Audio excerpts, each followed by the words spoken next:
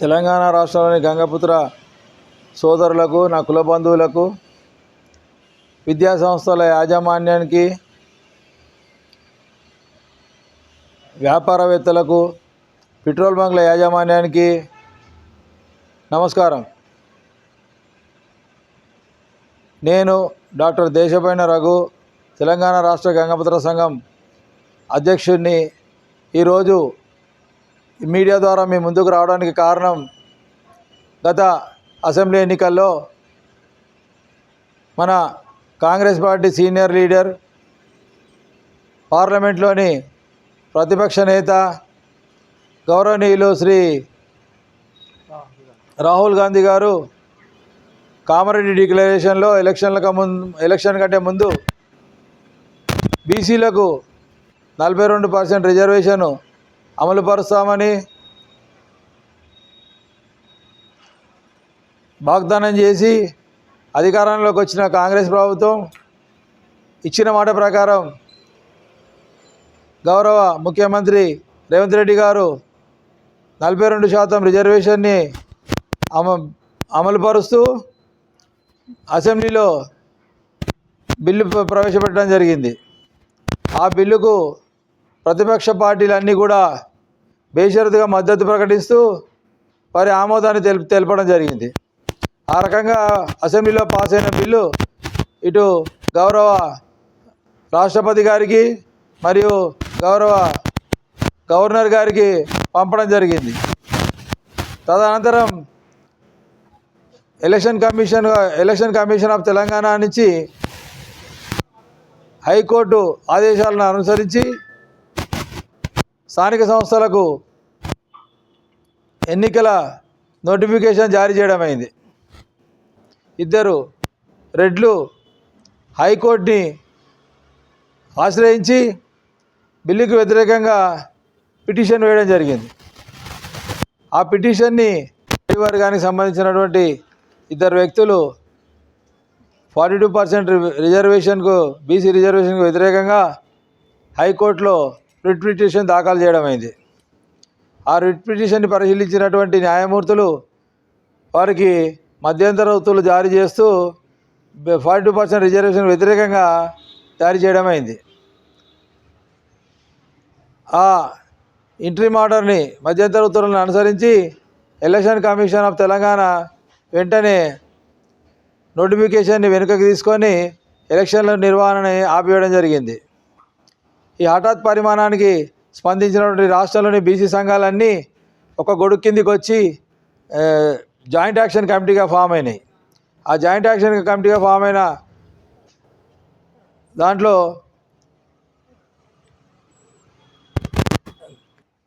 ఆ joint action కమిటీలో are Krishnaiah గారిని చైర్మన్గా, మరి గౌరవనీయులు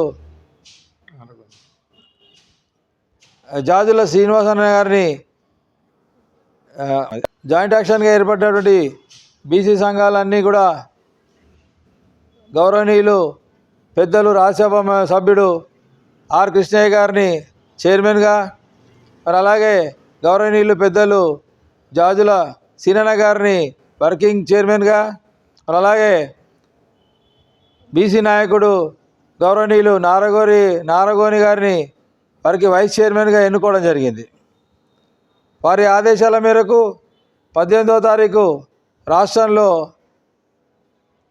బంద్ ఫర్ జస్టిస్ అనే నామకరణంతో మరి అన్ని కులాలని, బీసీ కులాలను సమీకరించుకొని సమావేశం నిర్వహించి వారు ప్రకటించడం జరిగింది. ఆదేశాల మేరకు మరి ఆ రోజు 18వ తారీఖు తెలంగాణ రాష్ట్ర గంగపుత్ర సంఘం సంబంధించినటువంటి అన్ని జిల్లాల కమిటీలు, అనుబంధ సంస్థలు అందరూ కూడా ఆ జిల్లాలో ఉన్నటువంటి ఇతర బీసీ కులాలతో కలిసి ఒక జాయింట్ యాక్షన్ కమిటీగా కానీ, స్టీరింగ్ కమిటీగా కానీ ఏర్పడి వాళ్ళతో కోఆర్డినేట్ చేస్తూ సామరస్యంగా, శాంతియుతంగా గాంధేయ మార్గంలో మరి ఆ రోజు బంద్ నిర్వహించి సంపూర్ణంగా విజయవంతం చేయవలసిందిగా కోరుతున్నాను. అలాగే మరి ఈరోజు మనం ఆలోచించినట్టయితే ఈ ఈడబ్ల్యూఎస్ ఎకనామికల్లీ వీకర్ సెక్షన్కు 10% రిజర్వేషను ఇచ్చినప్పుడు మరి అడ్డురాని సుప్రీంకోర్టు మధ్యంతర ఉత్తర్వులు జారీ చేసినటువంటి హైకోర్టుని ఈ సందర్భంగా నేను ఒకటి అడగదలుచుకున్నాను. వీరు సుప్రీంకోర్టులో ఇచ్చిన పూర్వపు జడ్జిమెంట్ని ఉటంకిస్తూ మరి 42% రిజర్వేషన్కి మీద మధ్యంతర ఉత్తర్వులు జారీ చేయడం జరిగింది.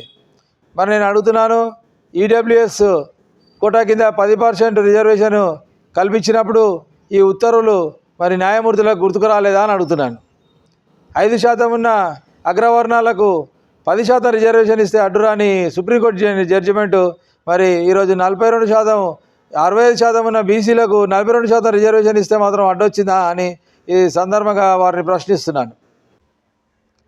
బంద్ ఫర్ జస్టిస్ సందర్భంగా తెలంగాణ రాష్ట్రంలోని విద్యా సంస్థలని వారి యాజమాన్యానికి ఈ సందర్భంగా విజ్ఞప్తి చేస్తూ మరి ఆ రోజు బంద్ ప్రకటించవలసిందిగా విద్యా సంస్థలను కోరుతున్నాను. అలాగే వ్యాపార సంస్థలు అలాగే పెట్రోల్ బంకుల యాజమాన్యాలు మరి అలాగే స్థానికంగా ఉన్నటువంటి వ్యాపారవేత్తలు అందరూ కూడా ఈ సందర్భంగా బంద్ ఫర్ జస్టిస్కు కోఆపరేట్ చేసి 42% బీసీ రిజర్వేషన్ కోసం కోఆపరేట్ చేయవలసిందిగా కోరుకుంటూ మరి మళ్ళొకసారి మా కార్యకర్తలందరికీ కూడా రాజకీయ పార్టీలన్నీ కూడా మద్దతు తెలిపిన సందర్భంగా రాజకీయ పార్టీల నాయకులను మరియు కార్యకర్తలను కూడా ఈ బంద్కు కోఆపరేట్ చేసి సహకరించవలసిందిగా కోరుకుంటూ మరి ఈ బంద్తో మాత్రమే ఈ ఉద్యమం ఆగదు, ఇది ఆరంభం మాత్రమే, అంతం కాదని తెలియజేస్తూ 42% రిజర్వేషన్ సాధించేంత వరకు కూడా మరి మేము ఈ ఉద్యమాన్ని ఇలాగే కొనసాగిస్తాము. రాష్ట్రంలో ఒక బీసీ మూమెంట్ని తెలంగాణ మూమెంట్ ఏ రకంగా అయితే ఉవ్వెత్తున ఎగిసిందో ఆ రకంగా బీసీ మూమెంట్ కూడా ఉవ్వెత్తున ఎగిసే విధంగా పనిచేస్తూ మరి రాష్ట్రంలో ఉన్న 2.5 కోట్ల బీసీ కుల బంధువులందరికీ కూడా ఈ సందర్భంగా విజ్ఞప్తి చేస్తూ వచ్చే శనివారం నాటి బంద్ను విజయవంతం చేయవలసిందిగా కోరుకుంటూ ఆ రోజు పొద్దున్నే బస్సులని అన్నింటినీ కూడా ఎక్కడికక్కడ డిపోల ముందు బైఠాయించి బస్సులని బయటికి రాకుండా చూడవాలి. డిపోల నుంచి అటు కాని విధానంలో ఎక్కడైనా బస్సులు రోడ్డు మీకు వచ్చినట్టయితే శాంతియుతంగా వాటిని పక్కకు ఆపి మరి వారిని వేడుకొని ఆ బంద్ పాటించాలని మరి అలాగే ఆటో యూనియన్లకు కూడా ఈ సందర్భంగా విజ్ఞప్తి చేస్తున్నాను.